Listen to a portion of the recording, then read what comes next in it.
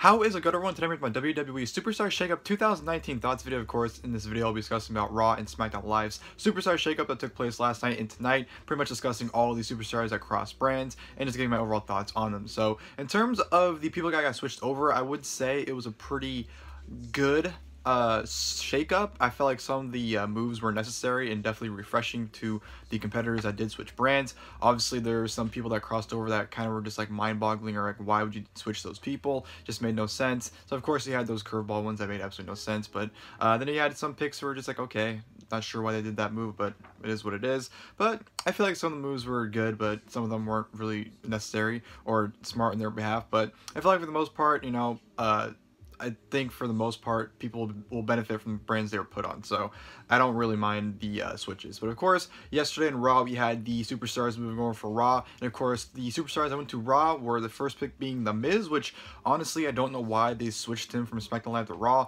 I feel like, you know, Miz as a face on Raw just does not flow very well. I feel like if Miz was a heel, yeah, I'd be more in agreement of it. But I feel like a face Miz going to Raw doesn't really make any sense in the world, and I just don't see how he fits. I don't know, maybe they turn him heel, maybe reunite him and the Miztourage, I don't know, but I just feel like a babyface Miz being moved over from SmackDown Live to Raw wasn't good. I feel like he definitely had a lot more business to handle on SmackDown Live than he did in the past year, so I feel like the move was not necessary and definitely not needed. So was in agreement with that.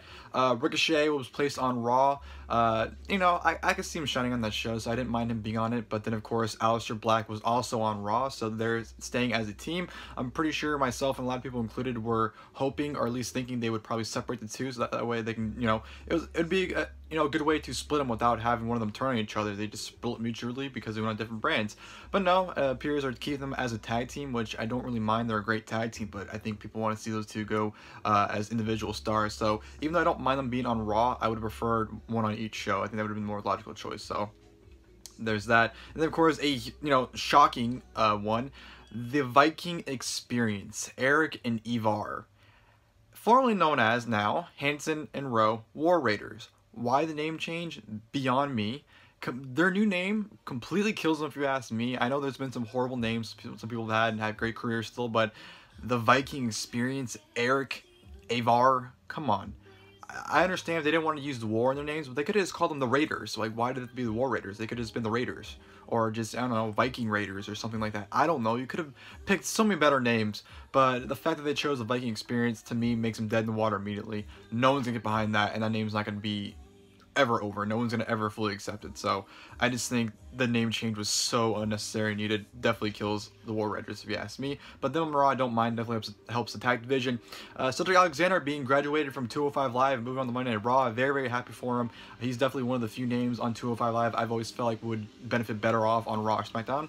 And so I'm very glad to get an opportunity to try on Raw. I definitely think he helps that mid-card division.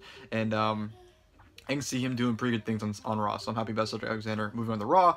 Andrade with Zelina Vega was moving over to Raw. I definitely felt like, you know, Andrade was just not getting any momentum on SmackDown Live, so I definitely feel like him and Zelina Vega moving to Raw is definitely refreshing and definitely a restart he definitely needed, because like I said, on SmackDown Live he really wasn't doing much, and honestly it wasn't looking that good. So this restart is really beneficial for him and Zelina if you ask me.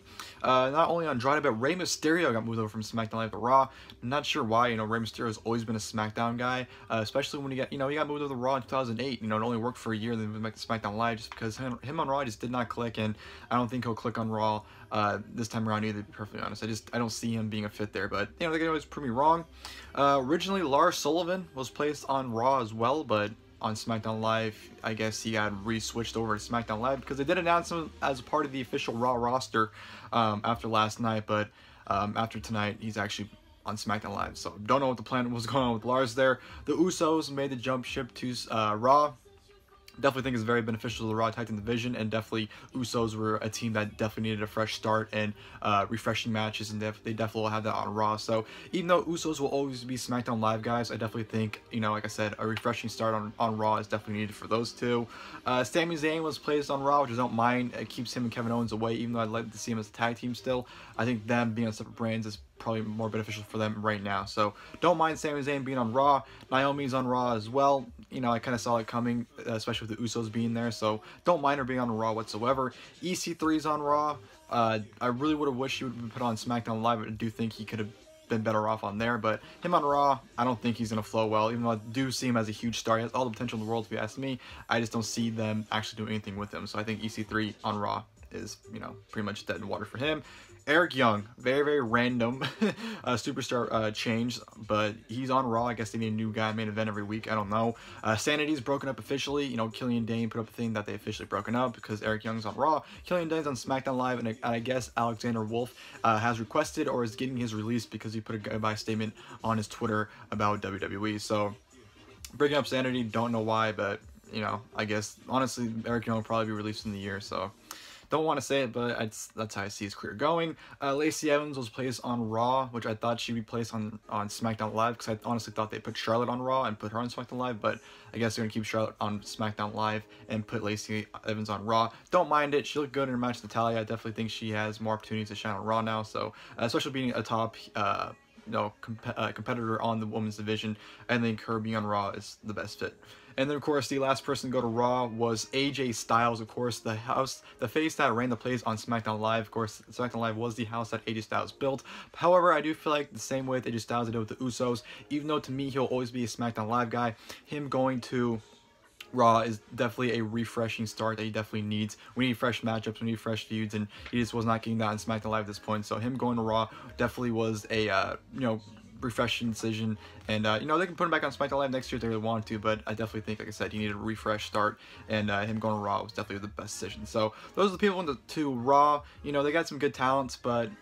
I don't know. I still feel like they still need more to really make their brand better, but you definitely got a refreshing tag team division, you got a refreshing mid-card division, and you have some main event names added to the Raw mix. So I do think the Raw got some good names. And of course, going to SmackDown Live, I do think SmackDown got the better end of the deal. I feel like the talent-wise, that I'm more interested in the talent going to SmackDown Live than the talent that went from SmackDown Live to Raw was. Of course, the very first person they got, and the person I was really hoping for, was Finn Bálor in the Intercontinental Championship. Very, very happy about that. Finn Bálor is just, to me, stale, and there's nothing really for him on Raw at this point. And I feel like, you know, SmackDown Live is definitely a refreshing start he also needs as well. So he also fell in that category for me. And him with the Intercontinental Championship, I hope he doesn't lose it at the Shield's Final Chapter special, because I know he's defending the title on that show.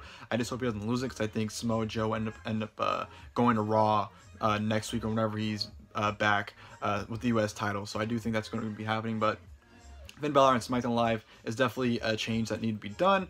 Lars Sullivan was officially placed on SmackDown Live, even though he was on Raw. He came on SmackDown Live, and they officially announced that he was a SmackDown Live competitor. So don't know what the switch was. I'm not sure if they were still uncertain or what. But yeah, Lars Sullivan on SmackDown, I agree with. They do need bigger guys, and you know, with Braun Strowman being on Raw, you know, Lars Sullivan's kind of his counterpart, so I feel like him on SmackDown Live is a better decision. Ember Moon on SmackDown Live definitely helps out the division very much, so I don't mind her being on it. I think she's a better fit on SmackDown Live. Bayley as well, I definitely feel like you definitely need that big woman's name to make the jump, and, you know, get Bayley away from Sasha Banks, which I guess she already is, because Sasha apparently is quitting or quit.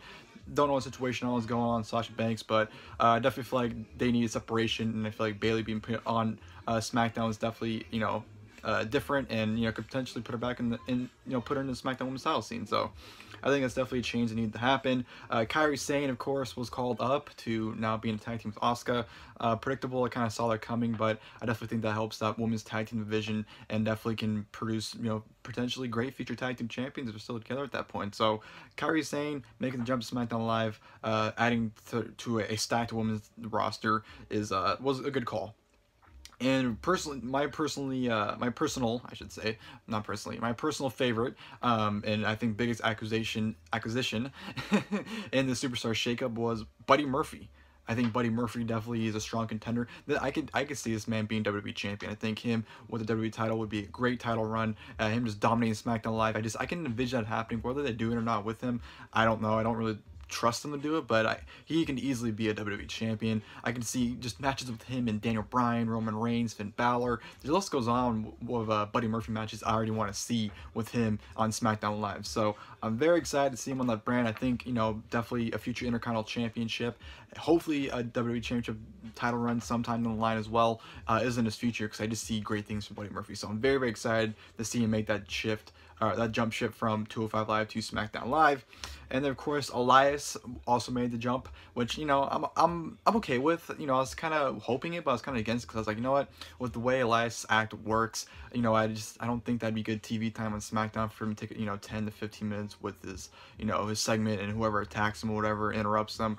I just didn't see that being a good fit on SmackDown. But, you know, I'm also pretty excited to see what he can do on SmackDown as well, because I feel like on Raw there really isn't much for him to do. But I feel like since it was an hour or longer show, that was definitely time they could fit him in it. But him on SmackDown Live, definitely am interested in and see where they go with that one. And then of course the big change, or the big addition to SmackDown Live, was Roman Reigns, who I was in complete agreement with. You know, especially with SmackDown Live going on Fox in October, they need that big name, and of course Roman Reigns is the biggest name in the company, so why wouldn't they put him on the show to be put on Fox? Obviously, I thought Roman Reigns was a very obvious choice to make the jump ship, especially when AJ Styles was Raw. I thought it was pretty given that Roman Reigns would be taking his spot on SmackDown Live. So Roman Reigns, SmackDown Live, very, very happy for. You know, get a lot of fresh stuff as well. Like I say, he's been on Raw since the you know, brand split's been back in effect, and him being on SmackDown Live opens up a lot of gates, whether it's with Randy Orton, Daniel Bryan, Finn Balor again, anyone, Nakamura, you know, if they want to make him a singles guy again.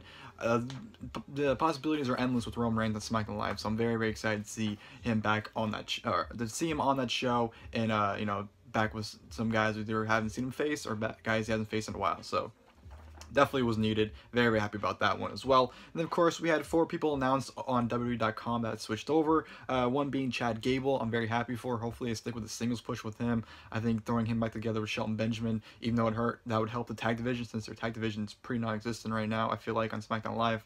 Could definitely help it, but I feel like, you know, Chad Gable definitely needs to run as a singles competitor. I think he'd really be able to shine, and it could be, you know, be a great mid-card champion one day. So I'm hoping for it, but I'm expecting him to be paired back up with Shelton Benjamin, honestly. Apollo Crews, don't mind it. He can be another great solid addition to the mid-card. I like that one. Mickie James, just adding her to an already stacked women's division, so I'm glad with Mickie James on there. Then, of course, we have Liv Morgan being the final person. Not sure why they moved Liv Morgan from away from the Riot Squad.